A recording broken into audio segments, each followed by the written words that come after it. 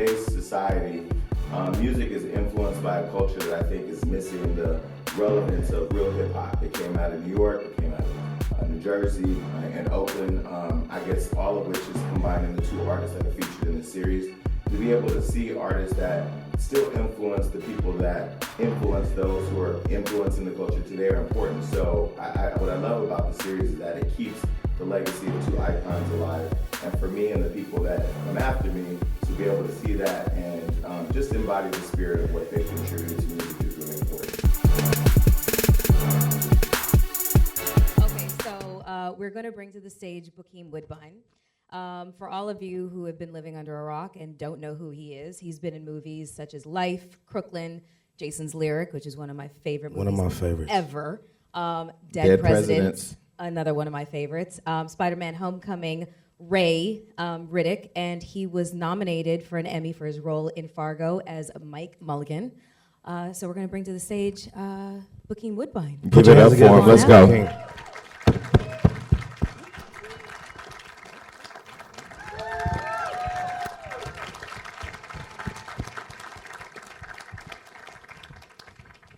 Hey. That infamous baritone voice. How you doing? Good, how you doing? I'm awesome. We're really excited about this. And actually, this is the first guest that Gio knew before he came on the show. You can go to hell. You hear me? Okay. Let me tell you something. I've been knowing Bokeem for a few years, folks. Great job, He's a good man. Great job. Great job. He played the character of Darren Dupree. Amazing, amazing job, man. Appreciate that. Appreciate that. So it was funny backstage, being around somebody as great as Bokeem, I have to be on my best behavior. So I didn't pull out my phone. I haven't asked for photos. And he's telling us he's a pretty private person as he's videotaping him. And I'm just like, I do it every time to him, every time I see him. But he's used to it by now. Yeah, I'm used to it. At the bar, whatever, on set, doesn't matter. Just start videoing. Yes.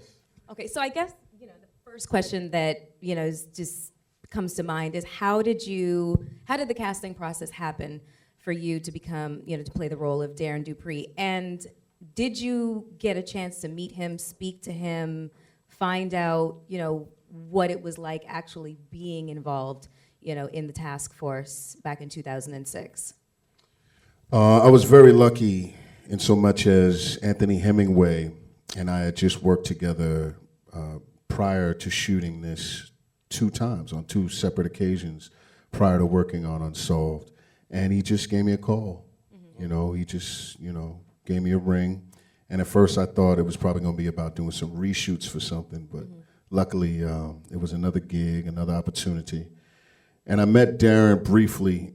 He's still the custodian on the case as it remains technically unsolved.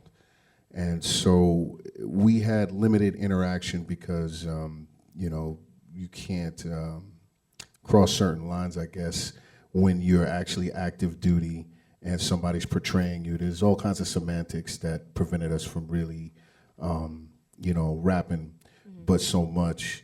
But his partner, played by Josh Duhamel, he's an executive producer on the project. He's retired from the force, and he was a very good go-to person as far as getting details as they pertain to whatever scene we're doing that day. Okay, well, you grew up in Harlem, right? New York.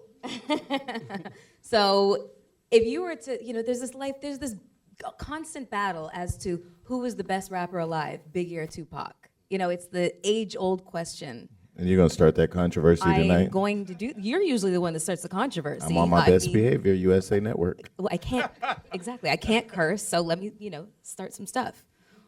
What would you say? What would I say about what? Tupac, Biggie, best rapper alive. Well, both are dead, so technically. Oh, sorry. Thank you, Jason. No problem. Best rapper ever. Trying to let him get out of it. I just caught that. That's hilarious. Stop drinking. We had some champagne backstage. For me personally, I'm gonna go with Pac. Oh wow, yeah. And not taking anything away from Biggie. It's just I would prefer Pac style over Biggie's. For couple of reasons, one of which being the content varied a little bit more. You know, Pac would touch on some, you know, more far-reaching, wide-ranging subjects, you know. You were actually friends with Tupac, right?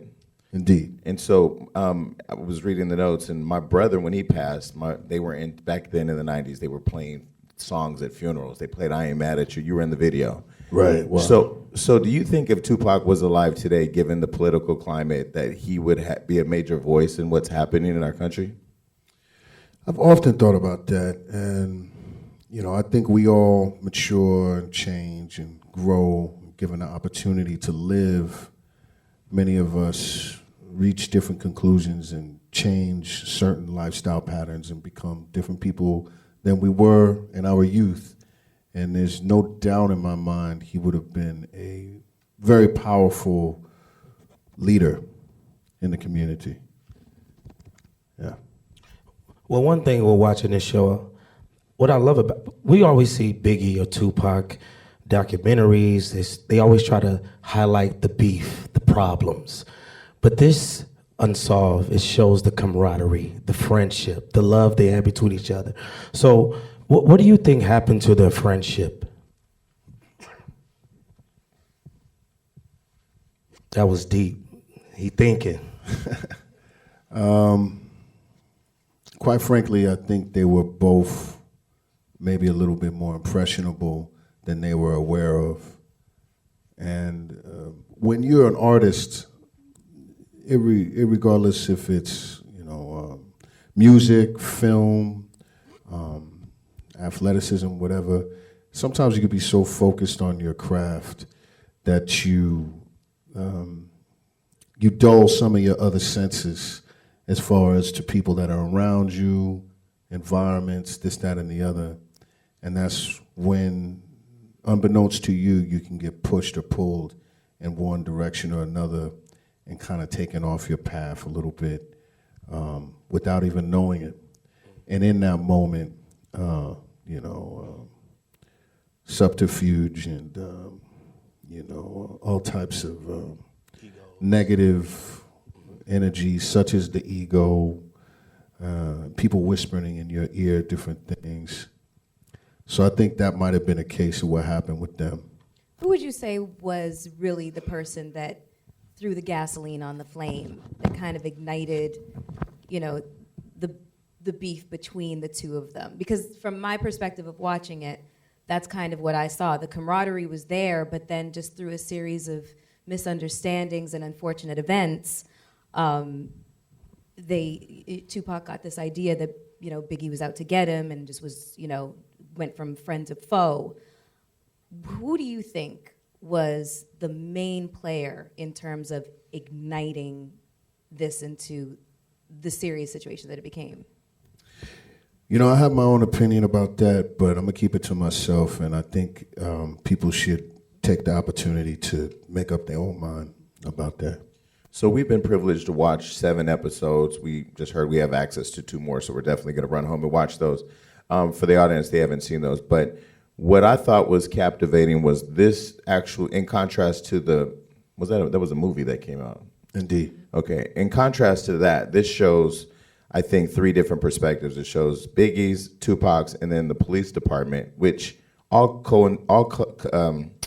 coincide. No, wrong word. All collide and tell an amazing story. So it's really good to be able to sit front seat and watch all these 3 different stories play out. What do you think over the years, with all the different people that have passed away, why have these 2 deaths had the most impact on our culture? It's a great question.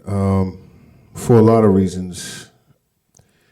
One of them being that after they passed, shortly after they passed, hip-hop in and of itself started to gas out a little bit. You know, there were, you know, progenitors from the South and people from the Midwest, and a lot of people, you know, who brought some new energy to it, and they deserve to be recognized, but it wasn't the same. It was almost as if the air got sucked out of the room. It's, quite frankly, I love hip-hop, but I I have to keep listening to stuff from the 90s, you know what I'm saying? Like, nowadays, hip-hop it's not what it used to be. You know what Trash. I mean? Now, I almost, You know got, what I mean? I almost got in trouble backstage because I was doing the intro to this, and I went a little further than what you just did, but I totally agree. Music is completely different. You know, there is no more rock and roll. There is no more hip-hop as I remember it. It's they were like almost like, with the risk of being culturally insensitive, you know, I hope nobody takes offense to this, but they were like the last of the Mohicans, if you will. And when they were gone, the vacuum that was left was replaced by a corporate mentality that really took over, even in the mindset of a lot of artists. Their pursuit of material wealth, it wasn't just something to rub, you know, your enemy's face in the fact that you have this, that, and the other.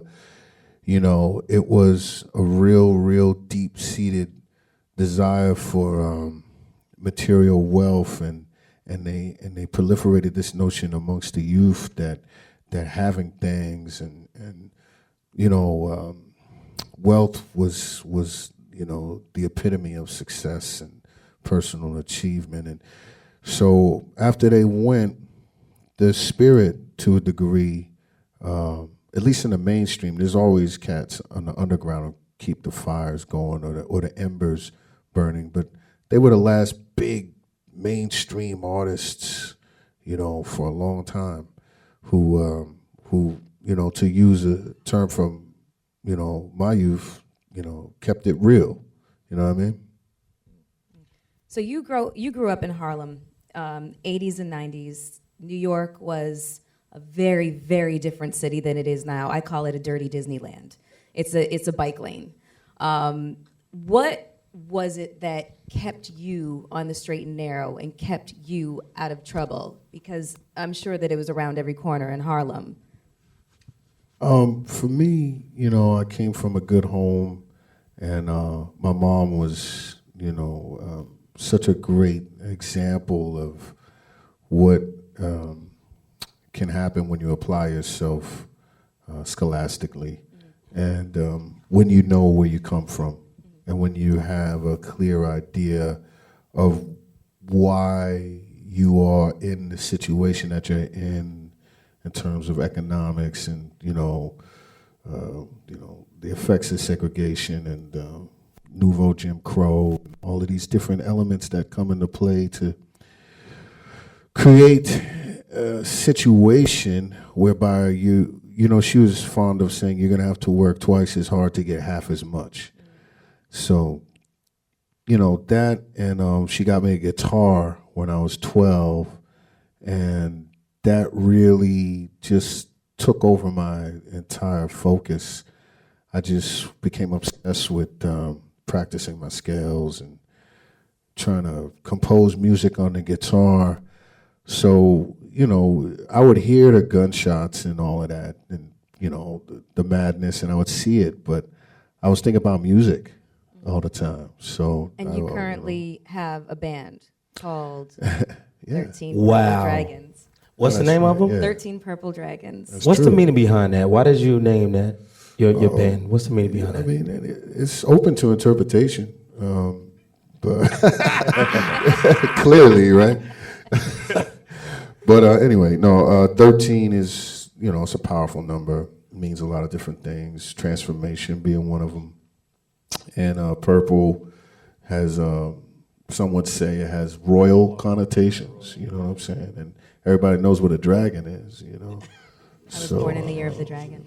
Just saying. Yeah, it's a good year. So when we look back over your career, I mean, we interview a lot of people, and sometimes when we get the sheet on them, we just go, oh, we're going to have to make that sound good. This is going to be hard.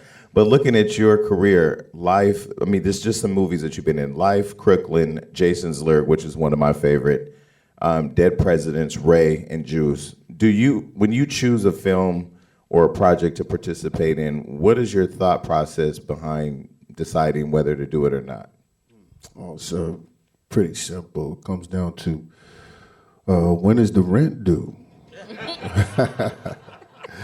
No, I'm kidding. I'm just being funny. No. Listen, if I'm in a position to be objective and think clearly about it, I'd like to find things that have a different. It can be interpreted in there's more underneath the surface than what appears on the surface. Basically, is what I'm trying to say. I like to play, like if I'm playing somebody who looks kind of square and they're dressed in such a way that you would think they work on Wall Street or whatever. I like to try to find what it is about that person that is the opposite of that. And if it's somebody who you would think, robs people for a living, what is the opposite of that? And then, so I always try to find things that are different than what they appear to be. So going back to the Unsolved series, why do you think it's been so long without any arrest? I mean, there were so many people there. I mean, it's in Los Angeles. A lot of people believe it's the police department covering it up, and there's just a lot of politics. But having been ingrained in the project now, friends with Tupac, and around during that era, why do you think that it's been so long without an arrest? Because it's not what you know, it's what you can prove. That was deep. That's very true. That's Wow. very true. That wow. You didn't have to even go into depth with that. That just crumbled mountains. I think Denzel said that himself. It's not what you know, it's what you can prove, okay? And you just Good, man. You That's just really did it. I've heard you use the word assassination to describe the murders. That would lead somebody to deduce that, like what they said in the first episode, that there was the suspicion that it was a contract. Is that a personal feeling of yours that you can share? I think that when I called their murders assassinations, it was an accurate depiction in my mind.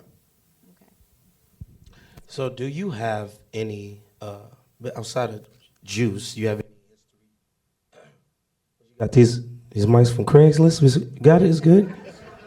The history you have with Tupac, or do you have any personal relation with him as far as conversations or type of, friendship, or about the beef with Biggie and Tupac? Have you ever spoke to him personally about that before his untimely passing? Yeah, he was, very open with me about that. And he felt like it was unfortunate that, brothers was dying, literally, losing their life because of marketing strategy to an extent in his mind, as far as selling records and, people behind the scenes who probably don't even know how to rhyme and never grew up in a challenging environment. They're making money, off of this beef, per se. And,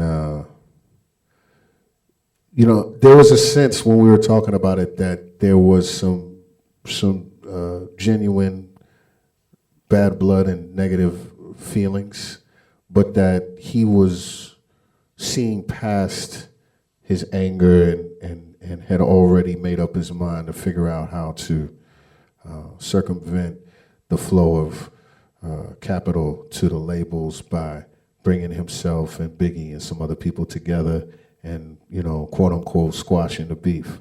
Right. Yeah. To a lot of people. Okay. So the rent ain't paid. They don't want you to speak. So listen, we're going to go to the audience and get questions for you, because I'm sure a lot of people want to ask Bokeem questions about the show. But while you're in the audience tweeting, Instagramming, Facebooking, and whatever other apps are out there, not the apps that you're on, but the apps that we use for promoting movies, hashtag Unsolved USA. So are there questions in the audience? Who has a question? What up, y'all? What's up, Gio? I see you. What's up, man? Mr. Bokeem, man, pleasure. The show looks amazing. First of all, it's amazing. I just wanted to ask you, I know it's a slightly off topic, but can you recall where you were and what you were doing when you found out Tupac passed? Wow, good question. Yeah, I was in my apartment in LA, and I remember watching it on the news. I don't remember if it was MTV or it just kind of came on the news, and I was just blown away. You know, it was a very odd feeling. It didn't feel real, you know. So, yeah. Next question. Right there behind you. Oh, over there. Okay. Oh, Jensen Atwood. What up? Appreciate your talent, Bokeem. The question, Thanks. for sure. So Tupac wasn't friends with everybody. Why do you think you guys were friends?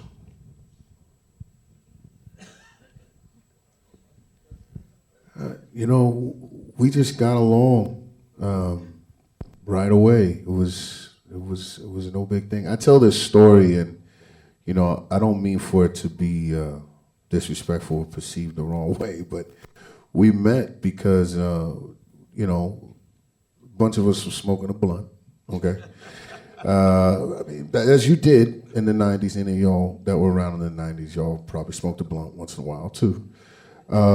Anyway, we were smoking a blunt, and he couldn't get the blunt. It was the weirdest thing. It was like everybody kept passing it almost around him or something like that.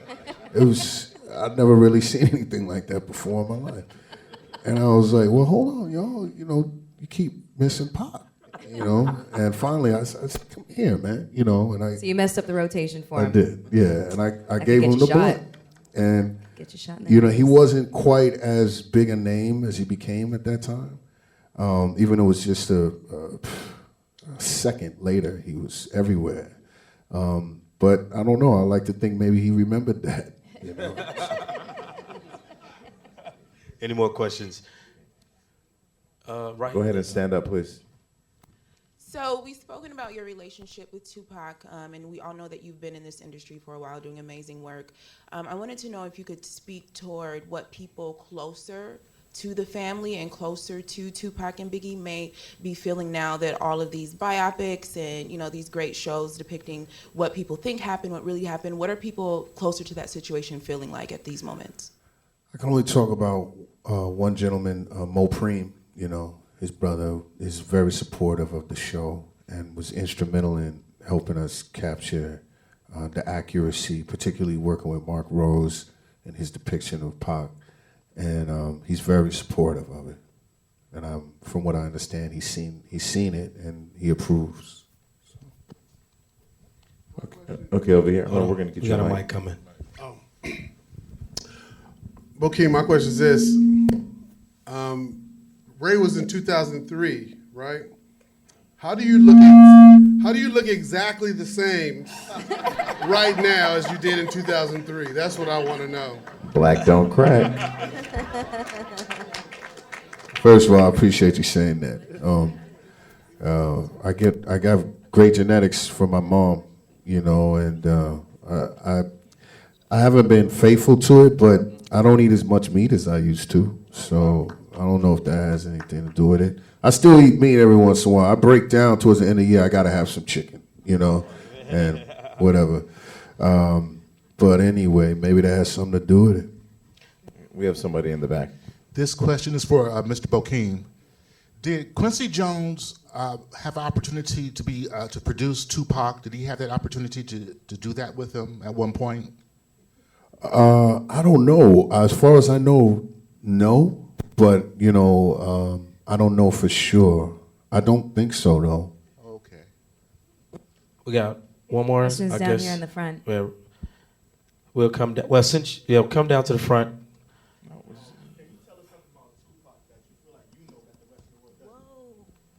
Say it one more time for the microphone. One time it's coming right there on your left. How you doing? My name is Travis. Can you tell us something about Tupac that you feel like you know that the rest of the world doesn't know? Tupac, well, I'm not sure, maybe everybody does know this, but ultimately he wanted to reach the kids. You know what I mean? His ultimate goal was to get into the minds of the youth and change their perception of themselves, if you will. He wanted people to see themselves the way he saw himself. And the way he saw himself was larger than life. And he felt as though if everybody looked at themselves the way he looked at himself, we would eliminate so many problems, because everybody's esteem would go up. So he always wanted you to feel great about yourself, and he wanted to start with the kids. So I have a question really quick just to kind of break this up. We'll get right back to you. I just thought about this. You were in Jason's Lyric, again, one of my favorite movies. Yes. Jada Pinkett Smith was in that movie. She was close to Tupac. You were friends with Tupac. She was very critical of the film that had come out about capturing their relationship. I got this. Capturing their relationship. Go to hell. Did you and Jada ever talk about your relationships with Tupac? We never did. But it's because of her that I got a chance to meet him that first time, because, she brought him to the premiere of Jason's Lyric, and when we were hanging out, she was a little bit like, you know what I mean? I wasn't sure if she used to think I was crazy. I wasn't crazy. Well, in Jason's Lyric, you were You crazy. were a little crazy. As hell. She literally thought I was like out of my mind. So when she saw the two of us hanging out, she was like, I don't know about that, But it was too late, Okay. Anybody Any more else? questions? Questions are- Blue jacket right there. We're gonna go to you because you've been waiting for a minute. Hi. Did Tupac ever talk to you about the conversation he had with Maya Angelou? No, he never mentioned that to me. That sounds He fascinating. didn't, because in her documentary on Then I Rise, they talk about when he was in a room, she didn't know who he was, and he was using such language, and she went over to him and said, "Young man, come with me." And they went and walked outside. And she talked with him a while about history and other things, and he started to cry. And he said it was a great realization. If you saw that documentary. Well, when you started talking, I thought you were Maya Angelou. I ain't gonna lie. Took the words right out my mouth. Maya I should have is said in it the room. first. Damn. Just channeled her. Very Come on, much Maya. so. Right Okay, here. right. Thank you.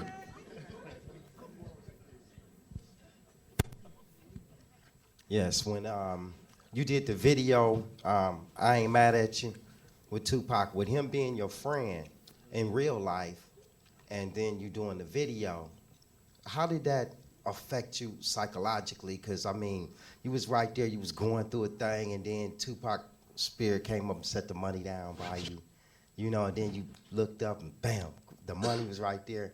And Pac's like, I ain't mad at you. So how did that affect you psychologically? You just took me all the way back.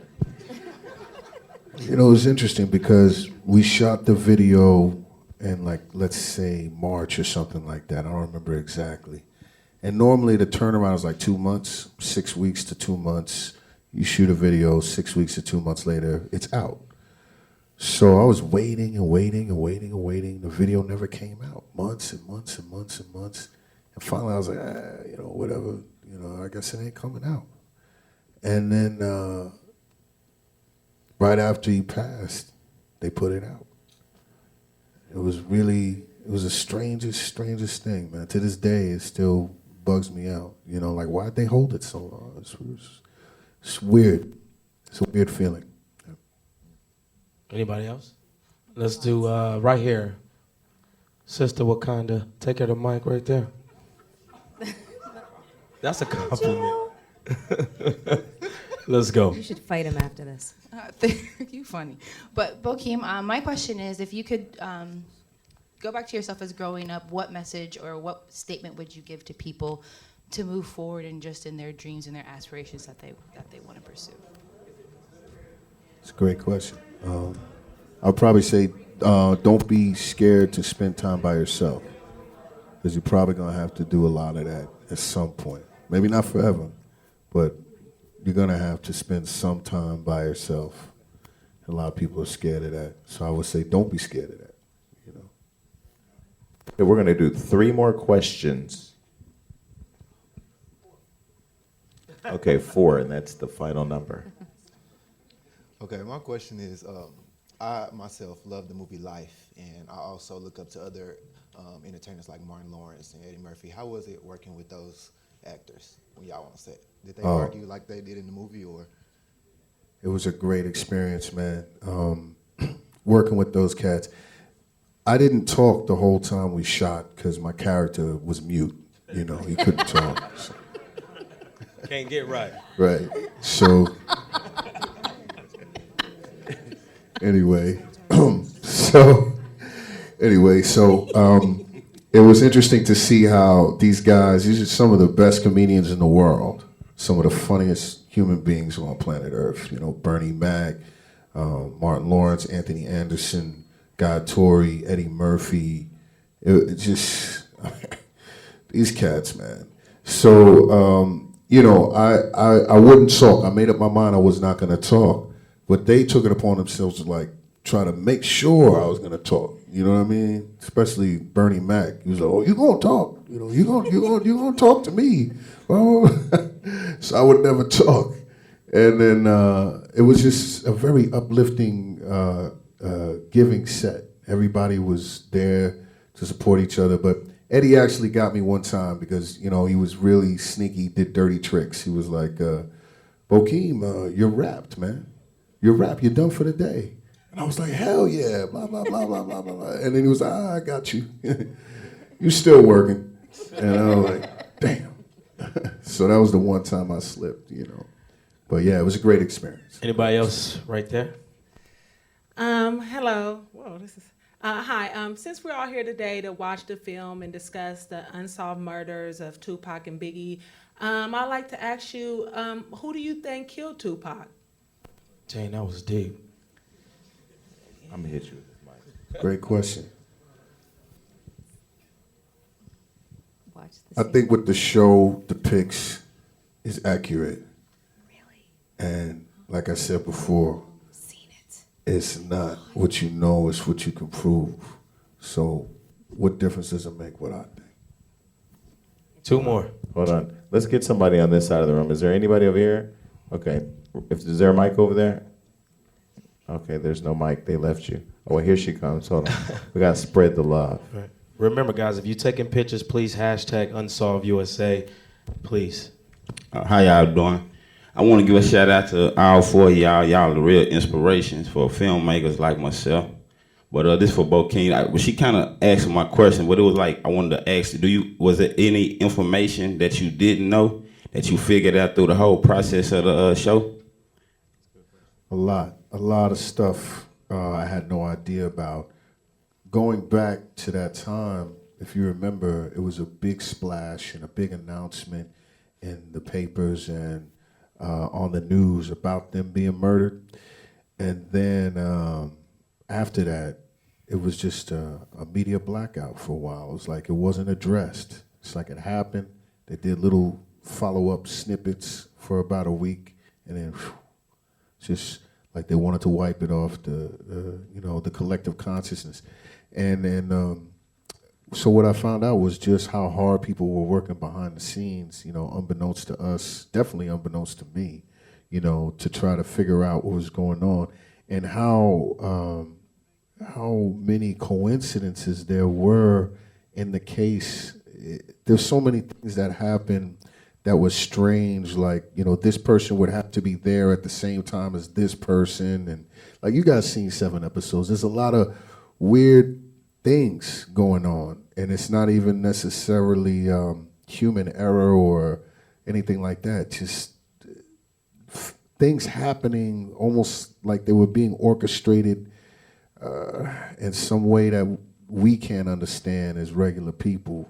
You know, that, you know, this guy would be here at the same time as this guy who knows him, who's, you know, somehow connected to this person, all this stuff. It was fascinating. So I did learn a lot. I don't want to spoil anything, but my mind was blown and my eyes are open now, you know.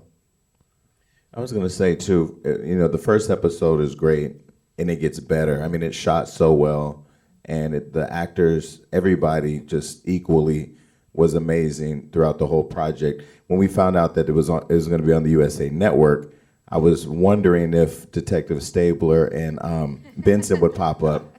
But I can say, if they leave, you all are some amazing police. That was a real compliment, by the way. Yeah. We have a question right here. Wait, before you go into there, Bokeem, what was it like working with Giovanni Watson? Annoying, long, dry, Question frustrating. right over here. Hey guys, that's what's up. I definitely think this is a great show. Cinematography, actors, all that stuff. But there's one thing I noticed: the music. What happened to that? I feel like did the labels didn't want to do this, or the family didn't want to get involved. Like it's just the Might be music. some clearance I was looking for the issues. music. You know. Yeah, definitely. I think there was a couple of things. One of them is that the estates might not have been so willing to use some of the material for our show, or give us the material to use, rather. And the other thing I think was a creative decision on the music supervisor's part, to an extent that I think was very bright, whereby she decided to make it less about the music that we know that comes from them, and thereby drawing more attention to the story itself and utilizing other music to help draw the conclusions that we want the audience to draw. And I'll say, just if I can say, having watched the movie, where it was a lot about the music and less about Tupac, it was good to watch this story where it told me more about the icons I love. So, Yeah, Wavy sounded just like Biggie. He sounded very identical. No doubt. Yeah. Wavy Last and question. Mark, they did their homework. Last question. Hey, how you doing, Bokeem? Peace. Great actor, love your work. Thank you. I had a music question because in the whole, when you think about Biggie and Tupac, and you think about the iconic music they did and just how legendary their songs are. If you had to pick one Biggie song and one Tupac song, which would be your? If you only could pick one to ever listen to again, like which would it be? Like, and Bokeem, the lady sitting next to him was in the California Love video. I'm not going to put her on blast, but yes, she was. She used to sleep with Tupac. Do not, Jason Lee. This is not the That's studio. my friend, and if you know the show, y'all already know. We are with USA Network. We trying to come back. You hear me? Okay. Oh, that's crazy. That's a tough one. I mean, I've been asked that before, and it changes over time. Because they're both just so talented, and that catalog is crazy. Right now, I would say "Smile" for Pac, and for Big, I'm gonna go with what I said last time. And I don't condone this or anything, but it's just the lyrics are so fantastic. I was the 10 Crack Commandments. Yeah. That's awesome. Okay, so we're going to have to wrap this up, unfortunately. The room still has a bunch of questions. I still have some unanswered questions. And yes, can come but on you our have show. to come on our show where we can really be reckless. Sounds good. Yeah, Hollywood Unlocked Uncensored. So thank you so much for joining us. Thanks for having me. That Thank was an you honor. all Thank for you. coming by. Appreciate it. And thank you, USA Network. Thank you, Thanks USA a lot. Network, for this opportunity. This was awesome. Good night, everybody. Get home safe.